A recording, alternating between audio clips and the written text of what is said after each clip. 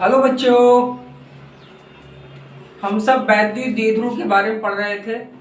आइए हम सब ये देखते हैं, कोई वैद्युत द्विध्रुव है और इस वैद्युत द्विध्रुव को एक वाय क्षेत्र में, वाय क्षेत्र का अर्थ है कि एक ऐसा क्षेत्र दिया गया है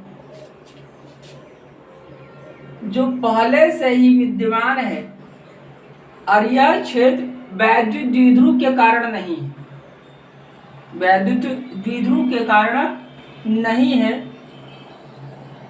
यह सिर्फ और सिर्फ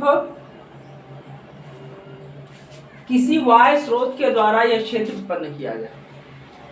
अब इस वायु क्षेत्र में एक वैद्युत द्विध्रुव को ले आकर के रखा जाए। अब किस प्रकार से रखा जाए? ऐसे रखा जाए कि इसका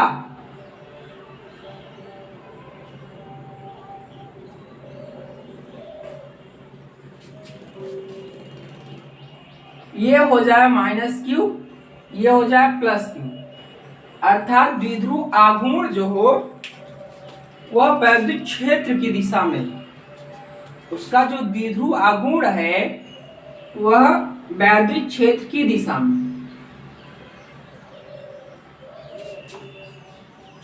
इसे हम वेक्टर के रूप में लिख देते हैं ऐसे। अब दिया गया पहले से ही एक्सटर्नल फील्ड जो है वह E,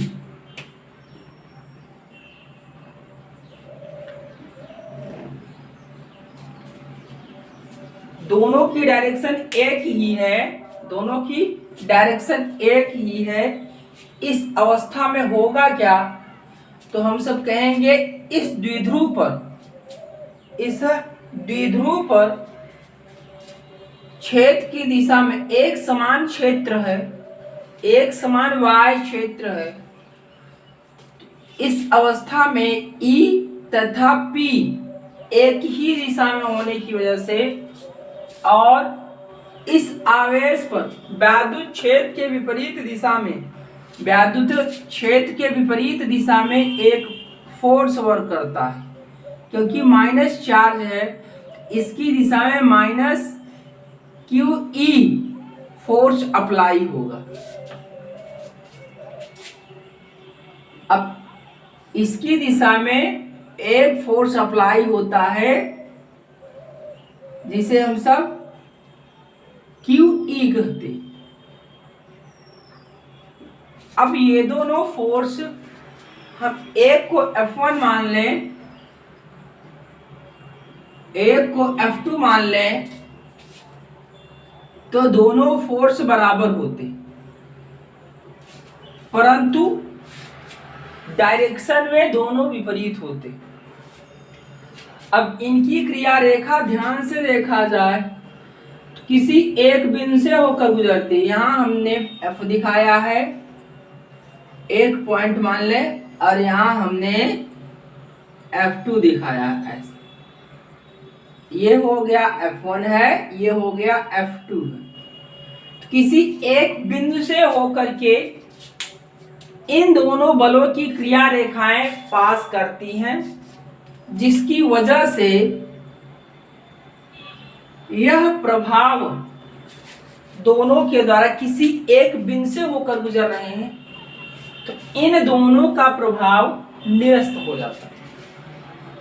अर्थात इस वैद्युत द्विध्रुव पर कोई भी बल कार्य नहीं करता, क्योंकि इन दोनों की क्रिया रेखा एक बिंदु से होकर गुजरती है। तो हम सब कहते हैं इस पर वैद्युत द्विध्रुव पर एक टॉर्क, जिसे हम सब कहते हैं आघूर्ण, बल आघूर्ण कार्य नहीं करता, बल आघूर्ण कार्य नहीं करता। अब ये बल आघूर्ण क्या है? देखिए, एक हम सबने द्विध्रुव आघूर्ण पढ़ा है, एक द्विध्रुव आघूर्ण पढ़ा है। वो वैद्युत द्विध्रुव का होता है, वह वैद्युत द्विध्रुव का होता है, जिसे हम सब वेक्टर पी कहें। एक होता है बल आघूर्ण और बल युग्म का आघूर्ण, बल युग्म का आघूर्ण।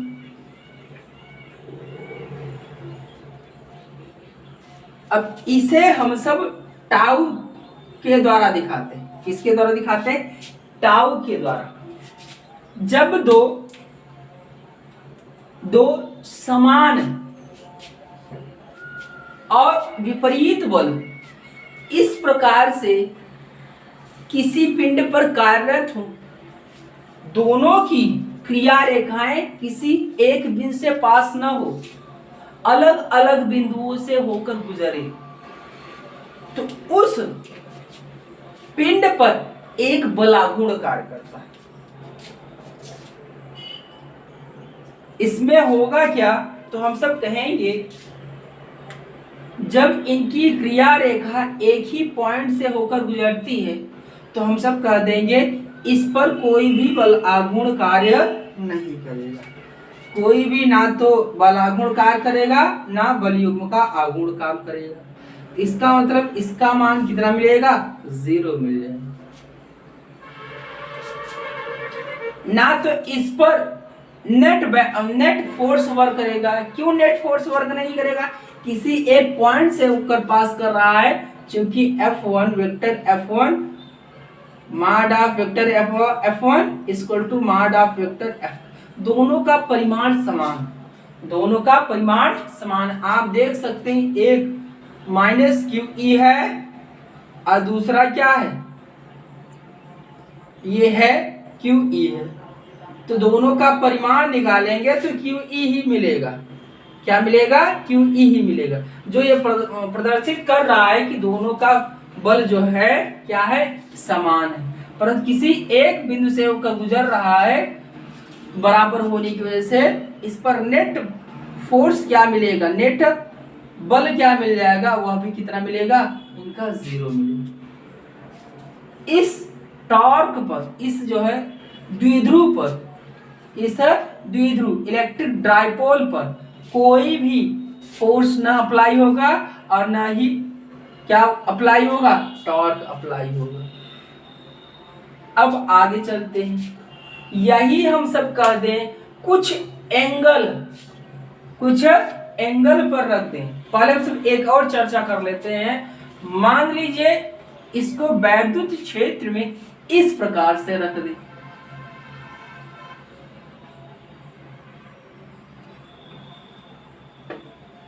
वैद्युत क्षेत्र में ही हम सब क्या कर दें? इसकी डायरेक्शन बदल दें।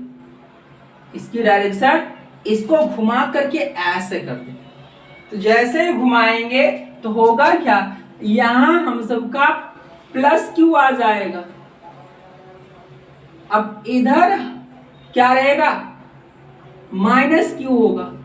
अब P कैप की डायरेक्शन क्या होगी? माइनस Q से प्लस Q की ओर।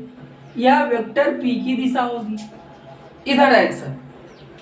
तब भी हम सब कह देंगे इस पर नेट फोर्स जो है 0 लगेगा, क्योंकि इसकी दिशा में, वैद्युत क्षेत्र की दिशा में इस पर एक फोर्स वर्क करेगा जिसे हम सब F1 कहेंगे। इसका मान कितना आएगा? QE के बराबर। अब इसकी दिशा में एक फोर्स वर्क करेगा इस पर, तो जिसकी वैल्यू कितना होगा? F2। उस F2 का मान कितना मिलेगा? Minus QE। दोनों आप देख सकते हैं अब भी वही कार्य है। तो नेट दोनों एक ही बिंदु से होकर पास करेंगे।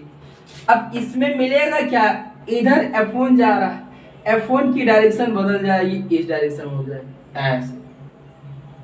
और इधर भी हम सब क्या कहेंगे? F2 की दिशा हो जाएगी। तो दोनों एक दूसरे के विपरीत हो गए हैं।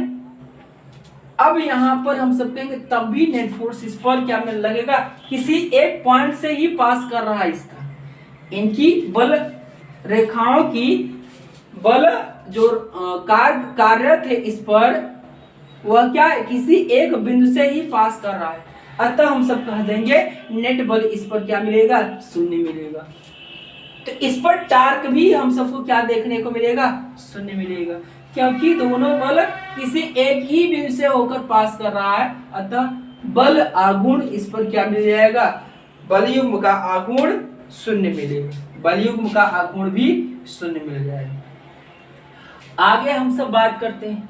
अब इसी वैद्युत क्षेत्र के अंदर, इसी वैद्युत क्षेत्र के अंदर एक ऐसा हम सब रख दें डाइपोल, एक द्विध्रुव इस प्रकार से रख दें कि कुछ कोण बना रहा, किसके साथ, वैद्युत क्षेत्र के साथ, इस वैद्युत क्षेत्र के साथ कुछ कोण बना रहा।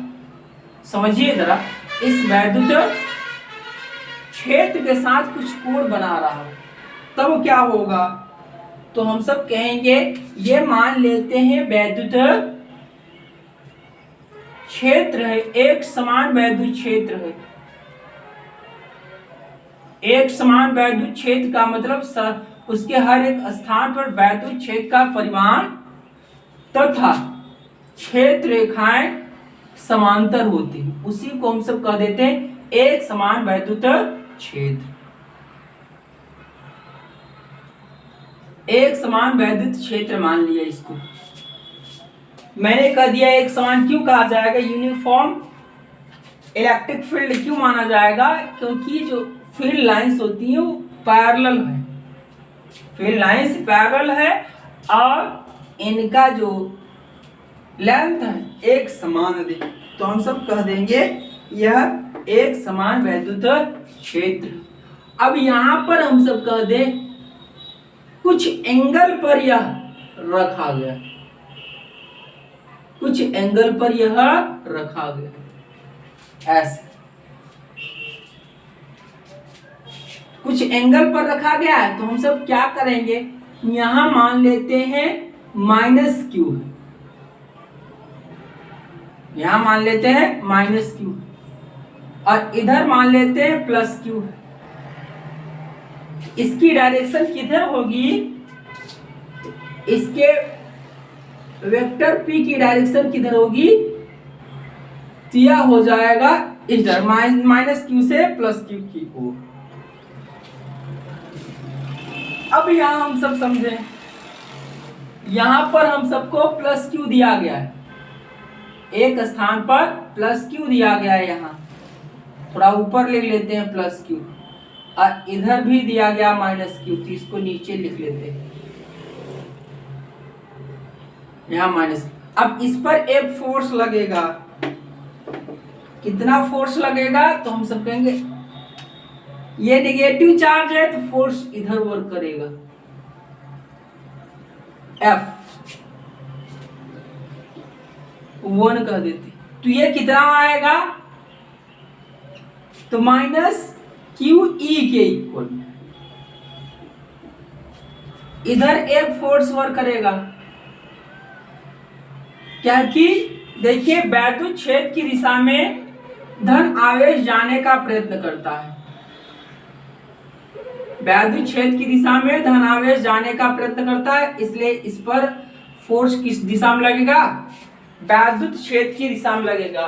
इस पर जो है बल वैद्युत क्षेत्र के विपरीत दिशा में वर्क करेगा। तो यहां से हम सबको देखने को मिलेगा, क्या देखने को मिलेगा, ये हम सबका डाइपोल हो गया, यह क्या हो गया, डाइपोल हो गया। इस डाइपोल पर एक फोर्स किधर वर्क कर रहा है, एक फोर्स इस डायरेक्शन में वर्क कर रहा है और एक फोर्स इस डायरेक्शन में वर्क कर रहा है, यह F2 हो गया है, ये F1 हो गया। आप कितना भी इसको बढ़ा दीजिए तो यह पैरेलल ही रहेगा, क्या रहेगा, पैरेलल। इसका मतलब है इन दोनों बलों का, इन दोनों बलों का परिणामी, इन दोनों बलों का हम सब ये देखेंगे क्रिया रेखा एक बिंदु से होकर के नहीं गुजरेगा, क्योंकि ये इधर जाएगा कितना भी बढ़ा दीजिए और ये इधर जाएगा ये भी कितना भी बढ़ा दीजिए, दोनों पैरेलल है। पैरेलल होने की वजह से इन दोनों का बल, ये दोनों बल जो है इनकी क्रिया रेखा एक बिंदु से पास नहीं करेगा। अब इसकी वजह से इन दोनों के कारण अलग अलग बिंदुओं पर बल लगने के कारण इस द्विध्रुव पर एक बल आघूर्ण कार्य करेगा। हम सब आप भी देखेंगे ये और ये दोनों समान है। F1 बराबर क्या मिलेगा, F2 मिलेगा। इनका परिमाण क्या है, एक समान है। तो हम सब कहेंगे नेट फोर्स क्या मिलेगा, नेट बल मिल जाएगा 0 मिलेगा। दोनों क्या है, परिमाण में समान है और दिशा में विपरीत है, तो हम सब कहें इस पर नेट बल क्या मिलेगा, 0 मिलेगा। तो नेट बल के कारण ये अपने स्थान पर टिका रहेगा। नेट बल 0 है, अतः अपने स्थान पर ये क्या होगा, टिका रहेगा। तो होगा क्या, इसमें इफेक्ट क्या पड़ेगा, ये बल अलग अलग बिंदुओं पर कार्यरत है, तो इसकी वजह से यह बल आघूर्ण को किसको देखेगा, बल आघूर्ण इस पर कार्यरत होगा। बल आघूर्ण अर्थात दो बल है तो हम सब इसी को बल युग्म कह देंगे। क्या कह देंगे, दो बल है तो बल युग्म का आघूर्ण कार्य करेगा। अब इस बल युग्म के आघूर्ण को हम सब क्या लिख देंगे, टाउ लिख देंगे। क्या लिख देंगे, टाउ लिख देंगे। अब इस बल युग्म का पहले हम सब परिमाण देख लेते हैं, तब डायरेक्शन भी लिख देंगे। बल युग्म का परिमाण, तो ये परिमाण मिलेगा टाउ इक्वल टू कोई एक बल, ध्यान रखिए, कोई एक बल का परिमाण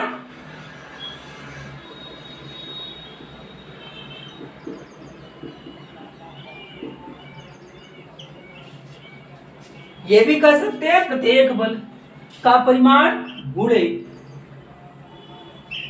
इनके बीच की लंबवत दूरी, इनके बीच की लंबवत दूरी।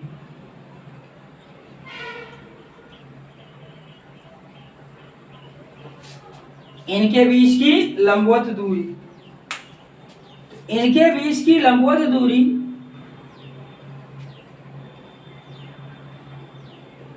कितना आएगा उसी की हम सब देखते हैं, चर्चा करते हैं। इसका मध्य हम सब देखें कहां से पास कर रहा है, केंद्र से पास करेगा। ये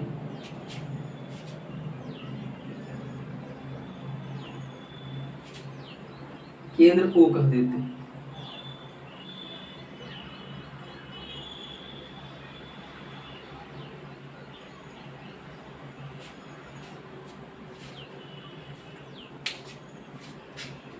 एक बल का परिमाण तथा बलों के बीच की लंबवत दूरी,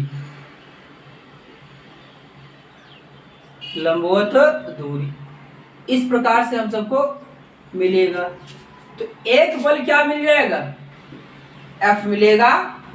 इन दोनों को हम सब क्या मान ले, F मान ले। इन दोनों बल को क्या मान ले, F मान ले। इनका परिमाण हम सब देखें क्या मिलेगा, QE के बराबर मिलेगा। किसके बराबर मिलेगा, QE के बराबर। परिमाण की बात कर रहे हैं। इनके बीच की लंबवत दूरी को यहां से हम सब कर दें, एक डाइपोल AB है, यह A है, ये B है, यह A है, यह B है। तो लंबवत दूरी हम सब यहां से परपेंडिकुलर ड्रॉ कर दें तो ये मिल जाए, मान लीजिए इसको D कह देते हैं। क्या कह देते हैं, D। तो BD के बराबर होगा, किसके बराबर होगा, BD के बराबर। BD की वैल्यू हम सब निकाल लेंगे यहां से। BD की वैल्यू कैसे निकालेंगे, ध्यान से देखिए इसे। यहाँ से यहाँ तक की डायपोल की दूरी कितनी होती है, 2a के बराबर। कितनी के बराबर होता है, 2a के बराबर होता है। यहाँ से यहाँ तक की दूरी कितना मिल जाएगा, 2a। हम सब पहले से ही मान कर चलते हैं इसके बीच की डिस्टेंस क्या होता है, 2a। जब यह 2a है तो वैद्युत क्षेत्र के साथ और P के साथ दोनों के बीच में एंगल थीटा हो। यहां हम सब कहते हैं यदि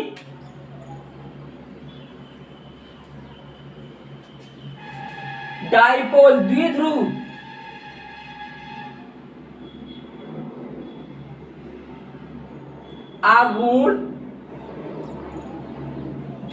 आघूर्ण तथा द्विध्रुव आघूर्ण P वेक्टर P मान लीजिए तथा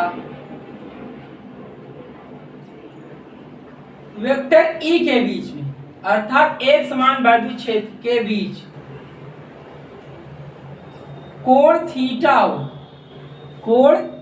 हो तो आगे हम सब लिख सकते हैं, तो ये हम सबको मिलेगा। तो देखिए जरा इनके बीच में एंगल कितना बन रहा है, थीटा। यह है P, यह इस डायरेक्शन में क्या मिल जाएगा, E मिलेगा। इन दोनों के बीच में एंगल कितना बन रहा है, थीटा बन रहा है। समझिए इनके बीच में थीटा एंगल बन रहा है। या P की डायरेक्शन P कैप की डायरेक्शन हो गया, या वेक्टर P कहिए, या P एकांक सदिश कह दीजिए इसकी दिशा में। इसके और इसके बीच में थीटा एंगल बन रहा है, तो ये पैरेलल टू इसके है, तो यह वाला एंगल भी कितना मिल जाएगा, थीटा मिलेगा। जब यह थीटा मिल जाएगा तो BD हम सबको आसानी से प्राप्त हो जाएगा, क्योंकि हम सब जानते हैं ये पैरेलल टू इसके है, तो हम सब इसे बोलेंगे करस्पॉन्डिंग एंगल। करस्पॉन्डिंग एंगल से ये इक्वल हो जाएगा। तो ये थीटा है, ये क्या है, थीटा है। तो ये ट्रायंगल बन रहा है ABD। क्या बन रहा है, ट्रायंगल बन रहा है ABD। तो ABD में हम सब कहेंगे मुझे BD चाहिए, क्या चाहिए, BD चाहिए, BD की डिस्टेंस। तो इसके सामने पर यह परपेंडिकुलर हो जाएगा BD, यह परपेंडिकुलर, ये डायरेक्शन पता है, AB पता है, तो इसी को हम सब साइन थीटा कह देते हैं। क्या कह देते हैं, साइन थीटा। तो BD का मान मिल जाता है, AB का मान 2a है, तो लिख देते हैं 2a साइन थीटा मिल जाता है। तो यहां से मिलेगा टाउ इक्वल टू, इसकी वैल्यू रख दीजिए, क्या रख दीजिए, QE N2 क्या मिलेगा, 2a, क्या मिलेगा, 2a sine theta, 2a sine theta. अब समझिए टाउ बराबर मिल गया, इसको थोड़ा सा मॉडिफाई कर लीजिए, तो Q इंटू 2a को क्या लिख सकते हैं, Q इंटू 2a को क्या लिख सकते हैं, क्योंकि हम सब पढ़े हैं ये P बराबर, क्या पढ़े हैं, P बराबर, P क्या, द्विध्रुव आघूर्ण, तो 2QA पढ़े हैं, या Q इंटू 2a पढ़े, क्या पढ़े, Q इंटू 2a, यही पढ़े। वेक्टर के रूप में इसी को ऐसे दिखाया जाता है, वेक्टर P के रूप में दिखाएंगे तो Q इंटू 2a परिमाण हो गया, अब P कैप कर देते हैं। इस तरह से हम सब पढ़े। आगे चलते हैं, ये एकांक सदिश है, जबकि यह क्या है, सदिश, पूरा सदिश था। आगे लिखेंगे QE की वैल्यू, Q और 2a को कंबाइन कर लेंगे तो हम सबको P मिल जाएगा, PE मिल जाएगा और साइन थीटा मिलेगा। तो ये बलयुग्म के आघूर्ण का परिमाण, बलयुग्म के आघूर्ण का क्या हो गया, ये परिमाण होगा, जो इस पर बलयुग्म कार्य करेगा, जो इस पर बलयुग्म कार्य करेगा। तो देखिए इसको हम सब सदिश के रूप में लिख सकते हैं, किसके रूप में लिख सकते हैं, सदिश के रूप में, क्योंकि टार्क क्या है, टार्क क्या होता है, बलाघूर्ण जो होता है एक सदिश राशि है, तो इसको सदिश के रूप में हम सब व्यक्त कर देंगे। तो टार्क बराबर मिल जाएगा, देखिए P E sine theta N cap कर देते हैं। क्या कर देते हैं? Tau equal to P E sine theta N cap कर देते हैं। एन कैप की डायरेक्शन किधर होगी? एन कैप की डायरेक्शन किधर होगी? इसी को हम सब ये कहेंगे जिधर P है, जिधर क्या है? P है, उस P से E की दिशा की ओर अपने उंगलियों को मोड़ने पर, किसकी ओर मोड़ने पर? वैद्युत क्षेत्र E है, P से दाहिना हाथ लीजिए, P से E की ओर मोड़िए तो अंगूठा दिखा देगा टॉर्क की दिशा। अंगूठा किसको दिखाएगा? टॉर्क की दिशा। इसकी ओर P कैप की दिशा में अपने दाहिने हाथ की चारों उंगलियों को रखते हैं, अंगूठा को परस्पर लंबवत रखते हैं, इसको P कैप हो गया। अब E की दिशा में घुमाते हैं, टॉर्क कहाँ लगेगा? इन साइड लग जाएगा। तो टॉर्क मिल जाएगा, यहाँ हम सबको क्या मिलेगा? टॉर्क मिलेगा, इसकी दिशा मिल जाएगी, कहाँ मिलेगी? अंदर साइड। इसका मतलब है टॉर्क कहाँ जाएगा? अंदर की ओर। ये क्रॉस का मतलब है, ध्यान रखिए, एक एरो है, एरो का पीछे वाला हिस्सा ऐसे ही क्रॉस में जाता हुआ दिखता है, इसका मतलब अंदर की, इस बोर्ड के अंदर की ओर इस टॉर्क की दिशा हो जाएगी। अब यही ऐसे दिखाता, इसका मतलब है कोई एरो आपकी ओर आ रहा है तो टॉर्क की दिशा बाहर की ओर दिखाई जाती है, परंतु यहां बाहर की ओर नहीं होगा, कहां होगा? अंदर की ओर। डॉट लगा है, इसका मतलब है बाहर की ओर आ रहा है, इस पृष्ठ से आउटसाइड आउटवर्ड है, बाहर की ओर। क्रॉस का मतलब है इनवर्ड, इसके अंदर की तरफ। आगे चलते हैं, तो इसको हम सब थोड़ा और मॉडिफाई करेंगे तो यहां मिल जाएगा टाउ P क्रॉस E कर सकते हैं। ये क्रॉस प्रोडक्ट क्या है? Cross product. अब क्रॉस प्रोडक्ट हम सब जानते हैं, दो सदिशों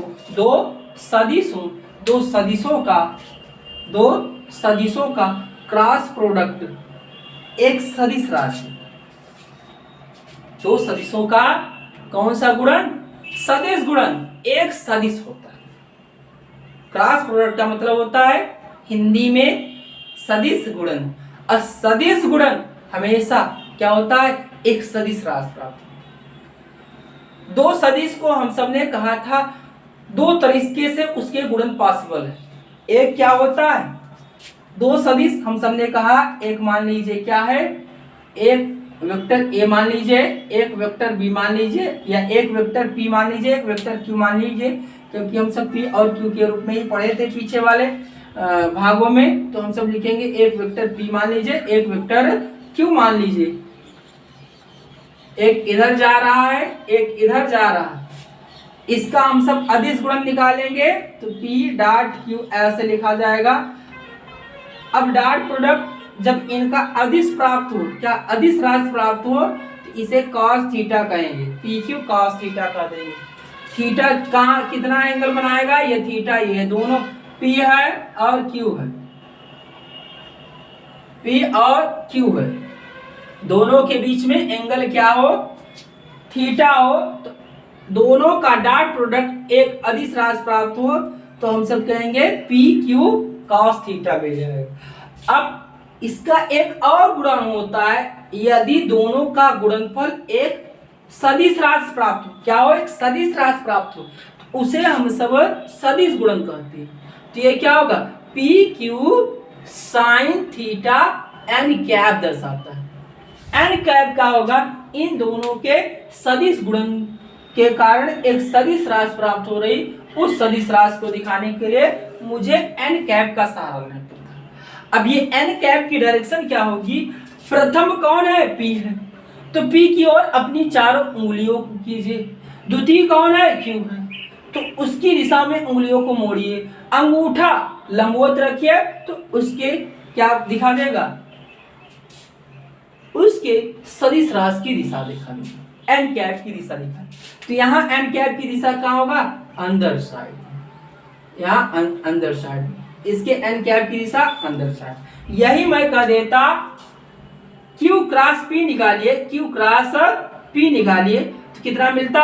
PQ sine theta. N cap की डायरेक्शन को मैंने अंदर साइड माना है, तो इसी के विपरीत एन कैप यहाँ लिख देता हूं। अब इसी के विपरीत दिखाइए।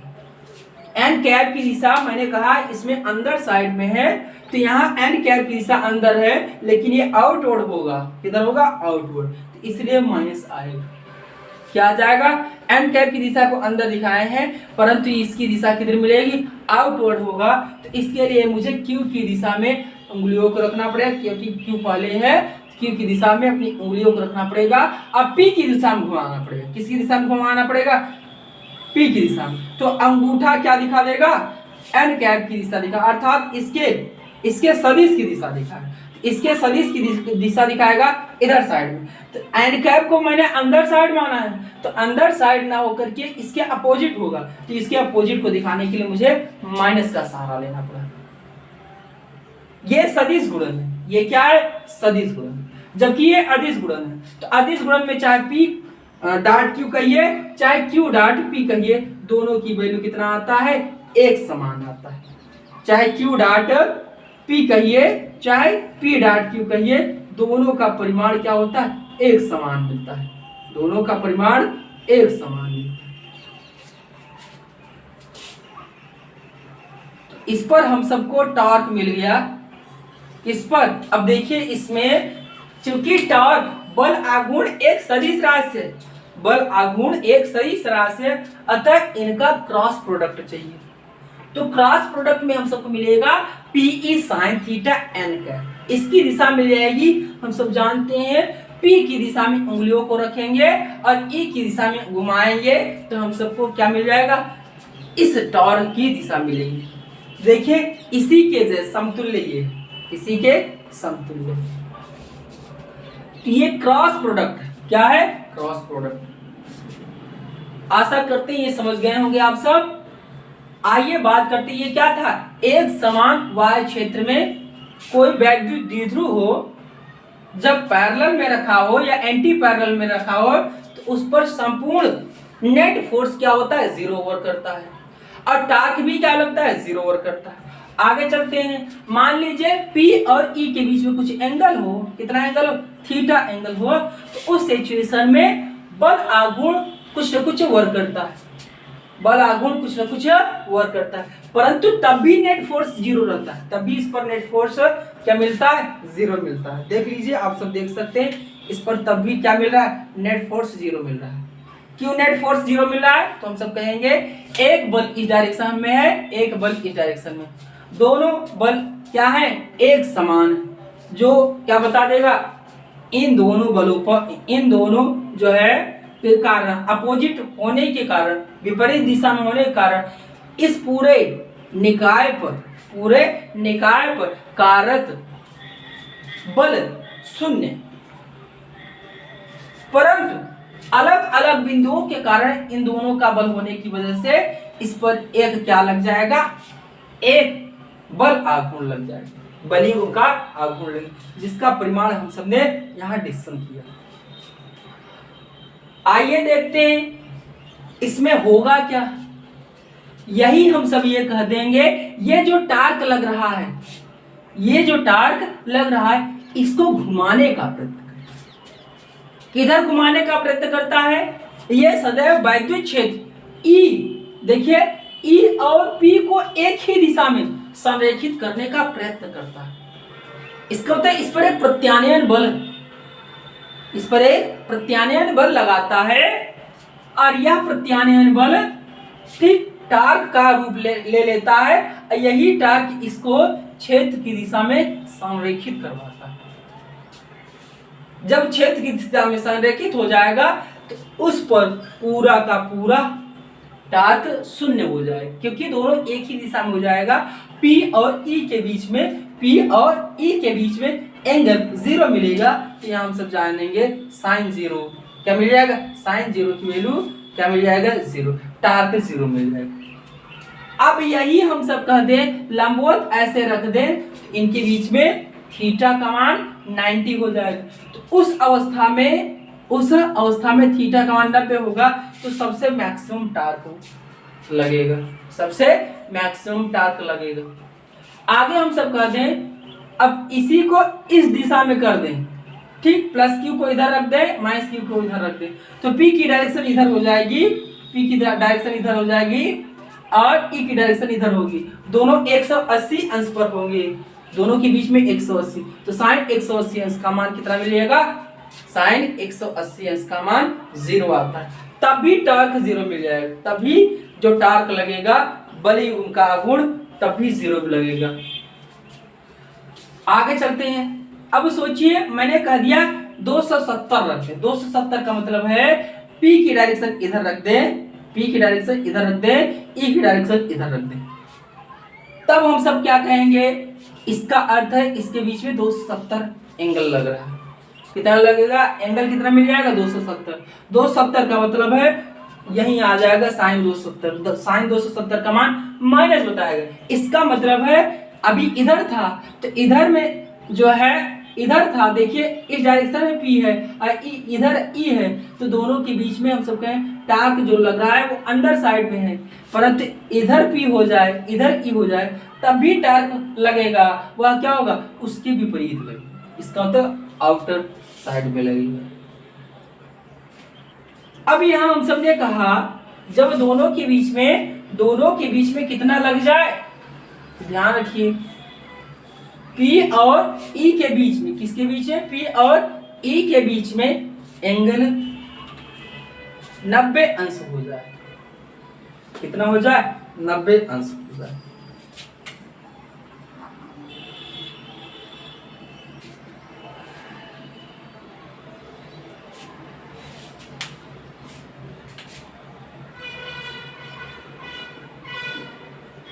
P व E परस्पर क्या हो, लंबवत हो, तो थीटा का मान 90 डिग्री होगा, क्या होगा, थीटा का मान 90 होगा, तो टाउ बराबर मिल जाएगा PE साइन थीटा, साइन 90 अब इंटू एन कैप, तो ये क्या बता देगा, PE क्या बता देगा, PE एन कैप बताएगा, टाउ को क्या बताएगा, 90 अंश होता है, अर्थात हम सब कह दें ये हम सब का द्विध्रुव हो जाएगा, ये क्या हो जाएगा, द्विध्रुव हो जाएगा, ये हो गया द्विध्रुव जिसके P की दिशा हो गया, और इधर हो जाएगा E, इधर क्या हो जाएगा, E, इधर हो जाएगा E, दोनों के बीच में कितना एंगल बन रहा है, 90 डिग्री, इधर बन जाएगा ये 90 डिग्री, और 90 डिग्री होने की वजह से हम सब कहेंगे ये क्या लगेगा, टार्क PE एन कैप लगेगा, एन कैप क्या दर्शाएगा, तो हम सब कहेंगे इन साइड, इनवर्ड होगा, इस बोर्ड के अंदर साइड में होगा, ये हो जाएगा टॉर्क की डायरेक्शन, टॉर्क की डायरेक्शन किधर होगी, अंदर साइड, क्रॉस में इनर साइड में जाएगा। आगे चलते हैं हम सब, यदि ये कह दें दोनों के बीच में एंगल कितना आ जाए, दोनों के बीच में एंगल थीटा का वैल्यू 0 हो जाए, अर्थात P और यदि वेक्टर P व वेक्टर E परस्पर समांतर हो, परस्पर समांतर, समांतर का अर्थ है थीटा की वैल्यू कितना हो जाए, इसमें 0 डिग्री हो जाए, थीटा की वैल्यू 0 हो जाएगा, उस सिचुएशन से हम सबको मिलेगा tau equal to PE sine 0 N cap. अब इसकी वैल्यू पूरा 0 हो जाए तो एन कैप डिफाइन नहीं हो पाएगा कि ये टॉर्क आउटवर्ड है कि इनवर्ड है, तो हम सब कह देते हैं टॉर्क क्या हो गया, 0 हो गया। अब ये टॉर्क 0 होने की वजह से दोनों P और E संरेखित हो गए, एक ही दिशा में हो गए, एक ही दिशा में हो गए, एक ही दिशा में होने की वजह से इसे हम सब साम्यावस्था कहते हैं, साम्यावस्था कहते हैं। यह वैद्युत द्विध्रुव की कौन सी अवस्था कहलाएगी? साम्यावस्था। अब यह साम्य जो अवस्था है ये अस्थाई है कि अस्थाई है? तो ध्यान रखिए, जैसे ही वैद्युत द्विध्रुव को ई की दिशा में रखेंगे, यह आप सबका वैद्युत क्षेत्र हो गया, इसी के डायरेक्शन में हम सबका द्विध्रुव मिल जाएगा, इसी की दिशा में हम सबको द्विध्रुव मिलेगा। अब इस पी कैप की दिशा मिलेगी। अब इस डायपोल को हम सब इसके स्थान से थोड़ा सा डिस्टर्ब करें, एक साइड से ऐसे क्या कर दें, हल्का सा विस्थापित करके छोड़ दे, तो करेगा क्या, ये ऐसे ऐसे ऐसे ऐसे वर्क करेगा। देखिए ऐसे ऐसे ऐसे ऐसे वर्क करके धीरे से फिर से उसी दिशा में संरेखित हो जाएगा। इस अवस्था को हम सब कह देंगे साम्य अवस्था तो है, परंतु यह साम्य अवस्था कौन सी कहलाएगी? अस्थाई साम्य अवस्था, अस्थाई साम्य अवस्था। स्टेबल इक्विलिब्रियम हो जाएगा। आगे हम सब बात करें, यदि दोनों एक दूसरे के एंटी पैरेलल हो जाए, प्रति समांतर हो जाए,